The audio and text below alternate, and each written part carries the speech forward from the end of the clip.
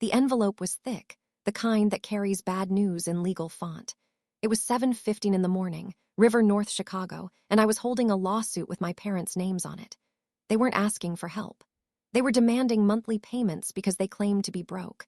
But here's the twist that made my blood run cold. They needed my money to pay for my sister's divorce.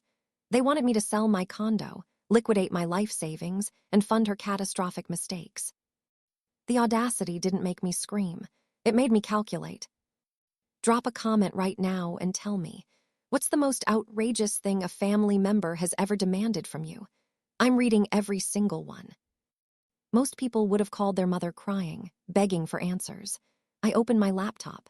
See, my parents were terrible with technology, and years ago they made me the administrator of the family cloud drive because passwords were too complicated.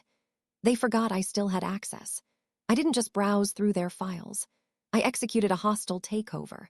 5 years of tax returns, credit card statements, bank transfers, every single receipt that showed where the money really went. I downloaded it all, secured every PDF, and then I changed the passwords. I locked them out of their own digital existence before they even knew the war had started. I stood in my condo, the one they wanted me to sell like it was just another asset on a balance sheet. But this place wasn't real estate. It was survival crystallized into walls and windows. Every square foot represented 4 years of eating nothing but rice and beans, while my sister Gabriella got weekly spray tans and a nose job for her 16th birthday.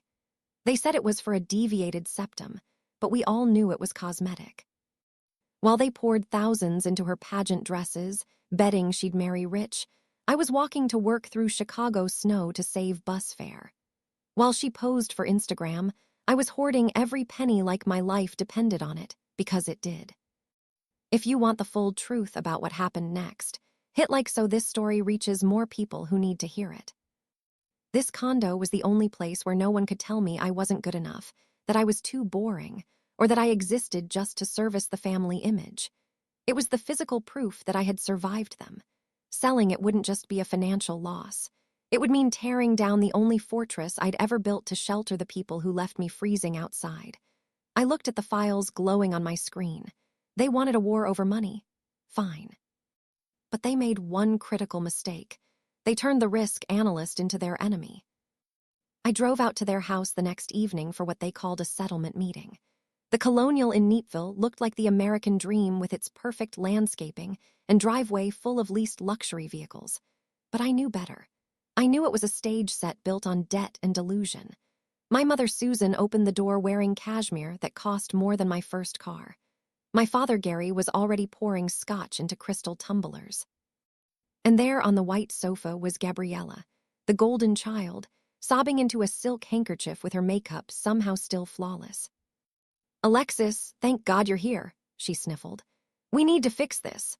My father gestured to a stiff chair in the corner like I was an employee called in for a performance review. I expected an apology.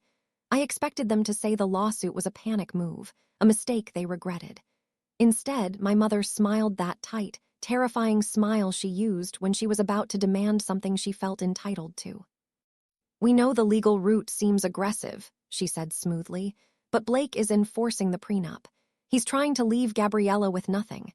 If she doesn't have the best lawyers, the family brand will be destroyed. We can't have her living in a rental. What would people say?" I stared at her. The family brand, that's what this was about. Not my sister's well-being, the optics. Comment receipts, if you believe she needed to expose everything. "You expect me to sell my home to protect your image?" My voice was flat, emotionless. Gary sighed like a man burdened by an unreasonable subordinate. "It's not about image, Alexis. It's strategy. You have equity. We need liquidity. It's a temporary reallocation of assets. Once Gabriella gets her settlement, we'll pay you back with interest if you insist." I watched Gabriella scroll through her phone, probably checking engagement on her latest sad girl post. That's when it hit me with the force of a freight train. I wasn't their daughter. I was their insurance policy. For 29 years, I'd wondered why I was the boring one, why they pushed me into finance while Gabriella took acting classes, why they praised my frugality but mocked my clothes. They weren't teaching me responsibility. They were breeding a safety net. They knew she was high risk. They knew their lifestyle was a house of cards. So they raised me to be the steady, uncomplaining resource they could harvest when winter came. I was the glass child. They looked right through me to see the golden reflection of themselves in my sister. "I'm not selling," I said. The temperature dropped 10 degrees. Susan's smile vanished like smoke. "You're selfish," she hissed. "We gave you everything. We made you who you are. You owe us." I stood up. I didn't shout. I didn't argue. I just looked at 3 strangers performing a tragedy in a house they couldn't afford, and I walked out. My phone exploded with texts from my mother, guilt trips about loyalty, accusations of betrayal, threats of disownment. I put it on Do Not Disturb. I had work to do. I hired a lawyer named Reynolds whose smile was as sharp as his tailored suit. He filed a motion to dismiss, but that was just the opening move. The real battle was happening at my dining table. For 3 nights, I didn't sleep. I became a forensic accountant hunting evidence in my own home. Every credit card statement, every bank transfer, every Venmo transaction. It was a labyrinth of financial incompetence. I found leases for cars they couldn't afford, 5-star vacations charged to cards with 20% interest, business expenses for my father's consulting firm that were actually country club memberships and spa treatments. Type yes if you want to see where this evidence led. But then I found the smoking gun. It wasn't just reckless spending. It was straight-up embezzlement. My parents were trustees for my grandmother's estate, money legally designated for all the grandchildren's education. The account was empty, drained, and the transfers didn't go to universities. They went to a shell company registered under Gabriella's name. They had been funneling the family's future into her influencer career, buying fake followers, paying for brand trips, funding a lifestyle designed to make her look successful enough to trap a wealthy husband. They weren't destitute. They were criminals. They were bankrupt because they'd stolen from the family trust and burned it all on smoke and mirrors. I sat back, the blue glow of the laptop illuminating my face in the dark. The anger evaporated, replaced by cold mathematical certainty. They sued me because the well had run dry and they needed a new source to exploit before the fraud got exposed. I drafted a 30-page forensic report with charts, graphs, and undeniable proof. I wasn't just defending against a lawsuit anymore. I was building a case that could send them to prison. Reynolds called me on Thursday. His voice, usually confident and smooth, was tight with tension. "Alexis, we need to talk. I have discovery documents from Blake's legal team." I put down my coffee. "What is it? Did they find the shell company?" "No," he paused. "It's worse, or better depending on your perspective. Blake isn't enforcing the prenup because of irreconcilable differences. He's invoking the morality clause, specifically the section about paternity fraud." My hand froze over the keyboard. Paternity fraud. "Gabriella isn't just getting divorced," Reynolds continued. "She's pregnant, and the test Blake's lawyers subpoenaed confirms the father isn't Blake." Silence stretched between us, thick and suffocating. "Then who?" I asked, though a sick feeling already told me the answer. Share this video so others understand what was really hiding beneath the surface. "It's Logan, Blake's younger brother." I stared at the wall, the Chicago skyline blurring into gray static. Logan, the brother Blake had bilayed out of rehab 3 times, the one who always looked at Gabriella too long at family dinners. It was a dynasty-ending scandal, an incestuous betrayal that would humiliate one of Chicago's most powerful families. And my parents knew. Everything suddenly made sense with brutal clarity.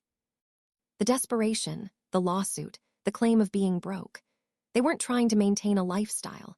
They were trying to buy silence. They needed hush money to move Gabriella somewhere quiet, to pay off anyone who might talk before the news broke and torch their social standing forever. They were willing to sacrifice my future, my home, my security, my entire life to cover up the fact that their golden child had detonated a nuclear weapon inside her marriage. It was the ultimate act of cruelty disguised as necessity.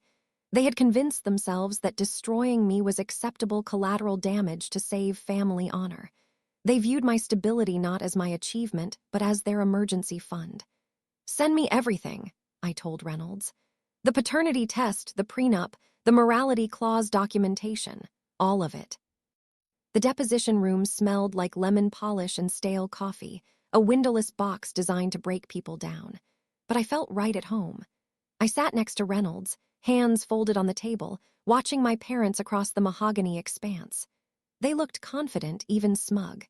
They dressed as grieving, destitute elders, my mother in a modest gray suit, my father hunching to look frailer than he was. Their lawyer started his performance about sacred family bonds and the tragedy of abandonment, talking about moral obligation and how I'd benefited from their generosity for 18 years. If this level of betrayal shocked you, comment exposed below.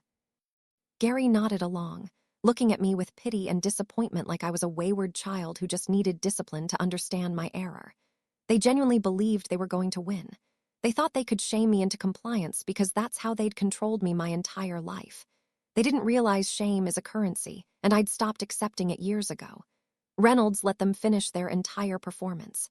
When silence finally filled the room, he didn't open a legal binder. He looked at me. It was my turn. I didn't stand. I didn't raise my voice. I reached into my bag and pulled out 2 manila envelopes. I slid the first across the table. It stopped perfectly in front of my father. "That's a forensic audit of the family trust," I said, voice calm and almost bored. "It details 342 transactions over 5 years showing how you liquidated Grandma's estate money legally designated for education and funneled it into a shell company registered to Gabriella. It shows wire transfers for the Porsche lease, trips to Cabo, the bought farms you hired to inflate her follower count. You're not destitute, Gary. You're felons. You're bankrupt because you embezzled your own future to buy Instagram likes." Gary's face went from flush to ash in 3 seconds. His mouth opened, but no sound emerged. His lawyer grabbed the file, eyes widening as he flipped through pages of receipts. But I wasn't finished. I slid the second envelope across. This one was for my mother. "And this is why Blake is destroying you," I continued. "It's the paternity test from Divorce Discovery." My mother froze. Her hand hovered over the envelope like it contained radioactive material. She knew. She'd known all along. "Open it," I said. She didn't. She just stared with terror I'd never seen before, so I continued. "It confirms Gabriella's baby doesn't belong to her husband. It belongs to Logan, his brother." The silence was absolute, a vacuum that sucked oxygen from their lungs. Their lawyer stopped reading and looked at his clients with pure horror, realizing he wasn't handling a support case. He was standing on a landmine about to detonate. "You sued me for support because you needed hush money," I said. "You needed to pay off people who know or relocate Gabriella before anyone asked questions. You were willing to liquidate my life, my home, my savings, my future to cover up a scandal that would destroy your social standing. You didn't come for my money because you were hungry. You came because you were drowning in your own lies." Susan burst into ugly, guttural sobbing. "We had to protect her," she wailed. "She's your sister. This will kill her. If this gets out, we lose everything. Our friends are standing. Please, you can't do this." I looked at this woman who'd looked through me for 29 years. "If you proceed with this lawsuit," I said clearly, "I will submit both files into public record as evidence of your financial status. The choice is yours. Drop the suit with prejudice and sign a non-contact order, or explain to a judge, and the press why you stole from a dead woman to hide paternity fraud." Susan reached across the table, hand trembling. "Alexis, please, we did it for family. We love you." I stood and smoothed my skirt. "No, you don't. You love the insurance policy, but you made a tactical error. You sacrificed the wrong daughter." I walked to the door without looking back. Behind me, I heard my mother sobbing my name, but it sounded like a ghost story from another life. The lawsuit was dismissed with prejudice 72 hours later. Reynolds confirmed the paperwork was filed. My parents signed the non-contact order without resistance. They didn't have options left. It was the most expensive signature of their lives, purchased with their own humiliation. The aftermath unfolded with the cold efficiency of a market correction. The Neepville house was listed within a week, a desperate fire sale. They moved into a 2-bedroom rental near the airport, far from the country club and the neighbors they'd spent decades trying to impress. 3-part final call. Hit like if this story gave you justice. Comment what you would have done differently. Subscribe because we expose family fraud others are too scared to talk about. Gabriella's divorce finalized quickly. Blake was ruthless, and she walked away with nothing but her clothes and the baby she tried to pass off as dynasty material. She's living with our parents now, Three narcissists trapped in a rented box, blaming the world for ruins they manufactured. I don't check their social media. I don't look them up. They're bad assets that have been written off the books permanently. I sat in my condo on a Friday night with the wind off Lake Michigan pressing against the glass. Inside, the air was perfectly still. I opened my laptop one final time and pulled up the mental spreadsheet I'd kept for 29 years, the ledger of every slight, every stolen dollar, every moment they looked through me to see my sister's reflection. For years, I thought walking away from family was failure. Society conditions us to believe blood is a binding contract, that you can't default on family no matter how toxic the debt becomes. But I realized blood isn't always a bond. Sometimes it's a parasite draining you dry. Cutting it off wasn't cruelty, it was medical necessity. I had to amputate the connection to save the patient. And the patient was me. I highlighted the cells in my debt file and hit delete. The screen blinked and the data vanished. The balance was zero. I closed the laptop and walked to the window, looking out at thousands of other fortresses against the dark. I wasn't the glass child anymore. I was solid, secure, and for the first time in my life, completely free. If you've ever had to build your own fortress to survive the people who were supposed to protect you, share this story. And if you're the glass child in your family, remember this. You don't have to break just because they can't see you.